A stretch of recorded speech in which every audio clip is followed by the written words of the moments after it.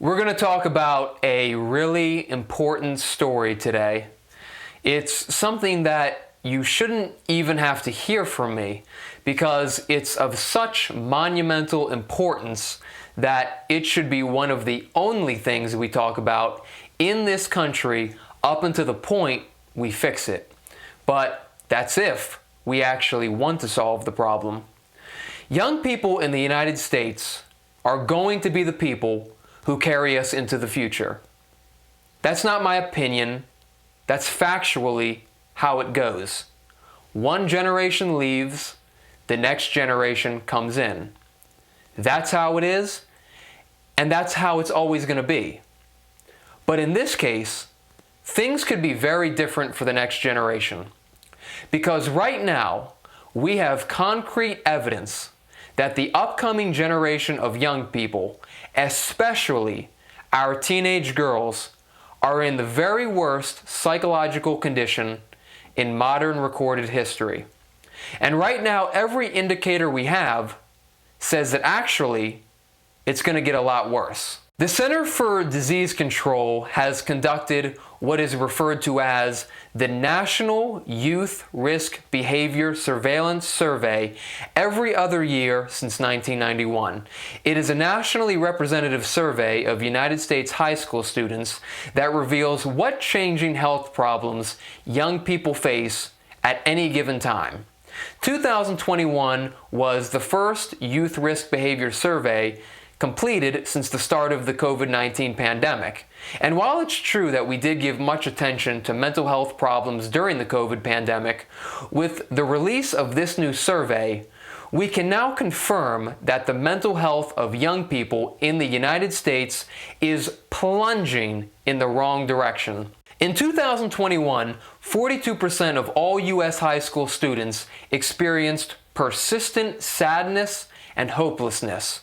Almost a third experienced poor mental health in the past month, and 10% attempted suicide in the last year. However, these findings are particularly tragic for teenage girls in the United States. Teen girls in this country are experiencing record high levels of violence. In 2021, 1 in 5 girls recently experienced sexual violence. This is up 20% from 2017. A shocking 14% of teenage girls have been physically forced to have sex when they did not want to. That number went from 11% in 2019 to 14% in 2021. Just 2 years. But the violence is just the beginning. While we have seen the worsening trend specifically in mental health for young people over the last 10 years, it's now unfortunate to have to report that mental health issues are getting as bad as ever have been before. In 2021, nearly 3 out of 5 teenage girls, that's 57%, reported symptoms of being depressive and hopeless. 3 out of every 10 teenage girls seriously considered attempting suicide, and more than 1 out of 10 of those teenage girls, 13%, actually attempted suicide in 2021. Levels of depressive symptoms and suicidal thoughts and behaviors were twice as high among teen girls as teen boys, although, make no mistake, the numbers aren't great for boys either. When you look at findings by race and ethnicity, you see high and worsening levels of persistent sadness or hopelessness across every racial and ethnic group, and that reported suicide attempts have increased among black youth and white youth. So that leads us to the main point. Young people are in crisis, especially our teenage girls. And if we're ever a society that cares even 1% about the advancement of this country, we'll take it seriously. If not, well, then it's anyone's guess as to what comes next. But what is causing this? And don't you think it would be worthwhile to figure it out?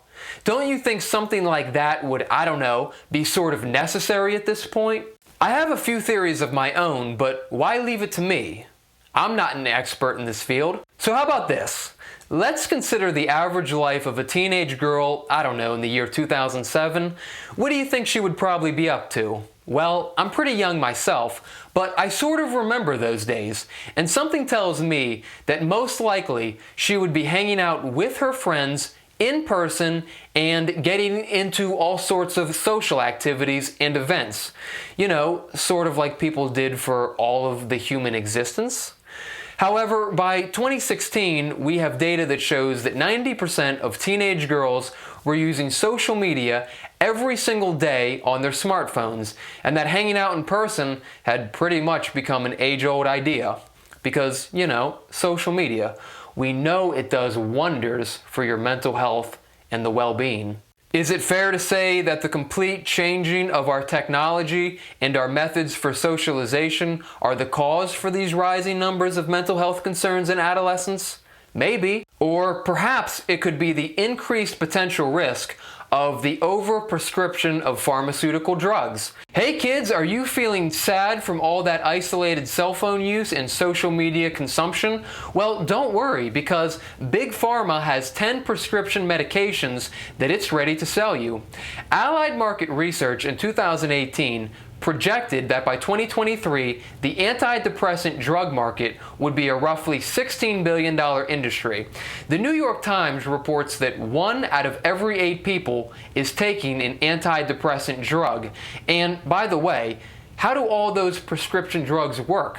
Well, one recent study has found that in the long run, antidepressants actually don't improve the quality of life for a depressed person.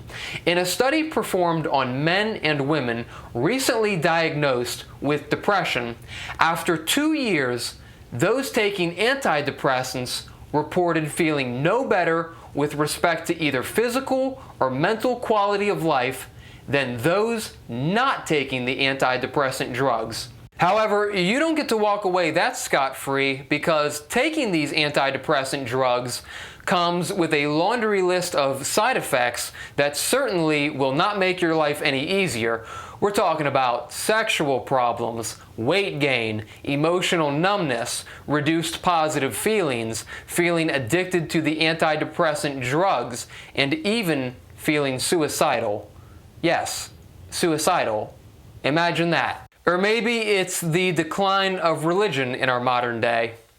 Christianity, the largest religion in the United States, experienced a 20th century high of 91% of the total population in the year 1976. This had declined to 73% of the total population by 2016, and by 2022, this number had declined further to 64%. This is according to Pew Research. Has anyone ever posed the question of whether you lose divine purpose when you eliminate God in a society? But here's the bad news. As much as I would like to close this video with practical solutions on how this is a problem that we can overcome, I don't know how to do that. I don't know where the positive takeaway is in this entire topic. I know that often we talk about the signs of depression and how we can spot it, but what practically do we even do about it in this era? I don't know. I highly doubt we're all just going to get rid of our cell phones, and certainly social media isn't going anywhere. So what do? Are we as a society just too far gone? Is this just a problem that we accept gets worse with every passing year?